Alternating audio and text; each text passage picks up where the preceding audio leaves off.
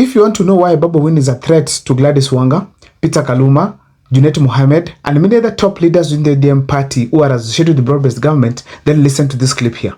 Sisi kama vijana, we have decided in Nyanza, we are only going to listen to Babu Owino. And we are not going to be intimidated, we are not going to be threatened by anybody in this chama hii ya ODM. Mulikuwa mnajificha kwa mgongo ya Raila Odinga. Ati kila mahali Raila anaenda mnamfuata hapo nyuma. Everywhere Raila goes, you are there. We are telling you, Gladys Wanga, this era of cheap politics, of paying for nominations has come to an end.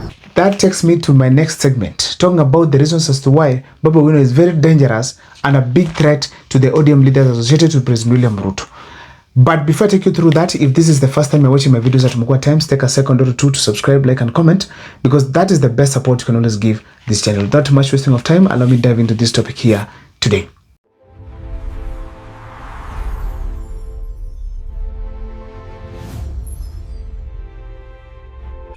Reason number one, it's the support that he has within the Luo Nyanza amongst the youths.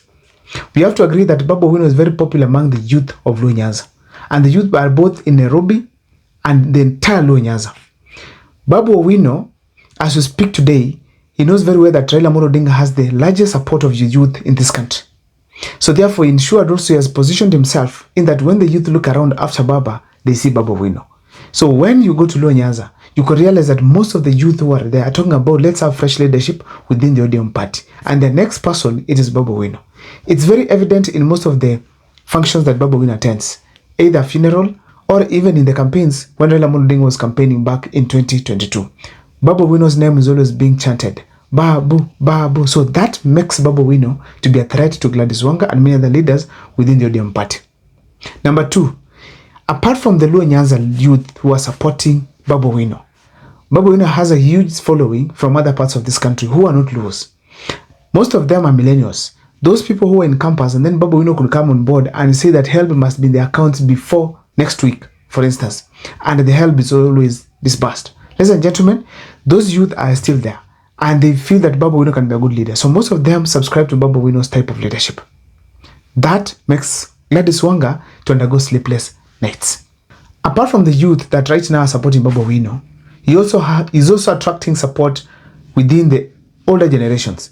There are people who have started to say that no, this guy has performed well at Embakasi East.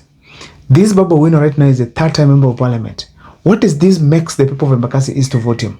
We think he's a good leader. So that group of older generations that have shifted to Babu Owino also add to the numbers that support Babu Owino in the entire country, making all the ODM leaders to fall below him.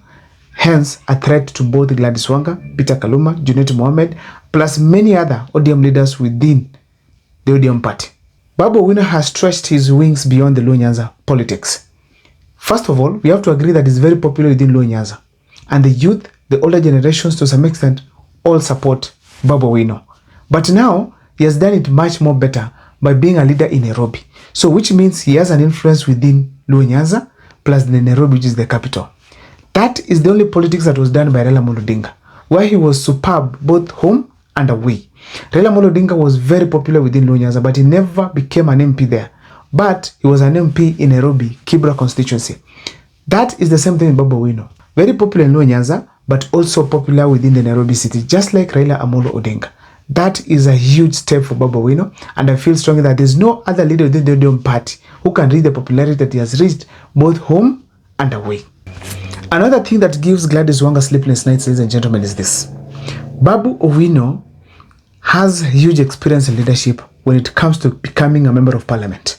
Babu Owino has won elections thrice in Nairobi, 2013, 2017, and 2022.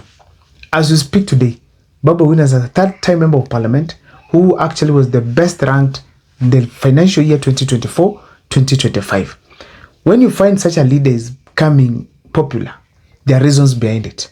Apart from that, if you are the opponent of Babu Owino trying to face him, you must always ask yourself, this guy has been in politics, therefore sio mchache, so that makes Babu Owino to be that makes Babu Owino to be a threat to both Gladys Wanga, Junet Mohammed, Ali Hassan Joho, Wycliffe Ambeso Paranya, John Mbadi, Opiyo Wandayi, plus many other older generation leaders within the ODM party. One of the greatest attributes of Babu Owino is loyalty to Baba. And once you are loyal to Baba, then you are on the safer side of the Luo Nyanza region.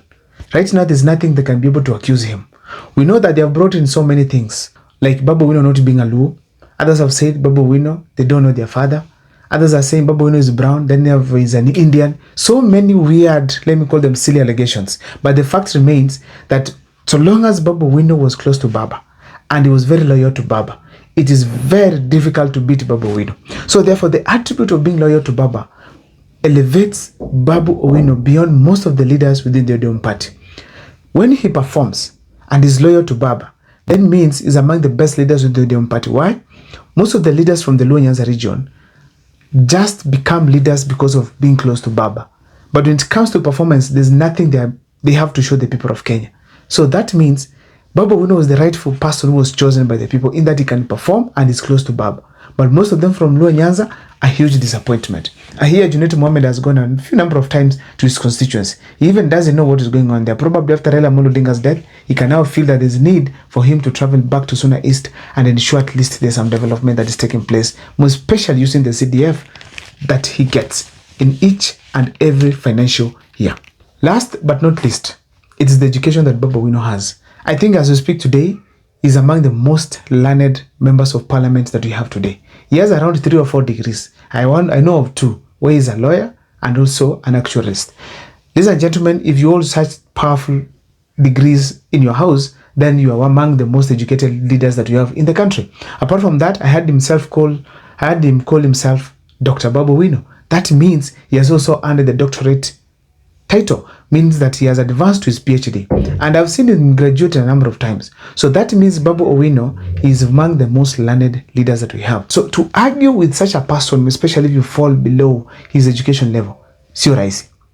With all these other things that he has as his advantages, Babu Owino plus his education, he becomes a threat to both Gladys Wanga and all the entire brigade of the ODM party who are associated with the broad-based government. Babu Owino has the support of some leaders whom I feel that give a threat to even Gladys Wanga and other leaders within the ODM party. What do I mean by that? James Orengo has never come out to castigate Babu Owino. Neither have we had Anyang' Nyong'o come out to castigate Babu Owino for his sayings or his stand. Babu Owino also works with Edwin Sifuna, who also subscribes to Babu Owino's ideologies. A clear indication that they have a team that they work with. So you can't just shake Babu Owino. If you touch Babu Owino, there's a likelihood that you will have stepped on the shoes of both Anyang' Nyong'o, James Orengo, Babu Owino himself, Edwin Sifuna, Caleb Amisi, plus many others. And nobody wants to face the wrath of those people. Ladies and gentlemen, I don't know what is your take. On the comment section as you speak today, please make sure that you subscribe, like, and comment because that is the best support you can always give this channel. See you next time. My name is Abel Mukwa.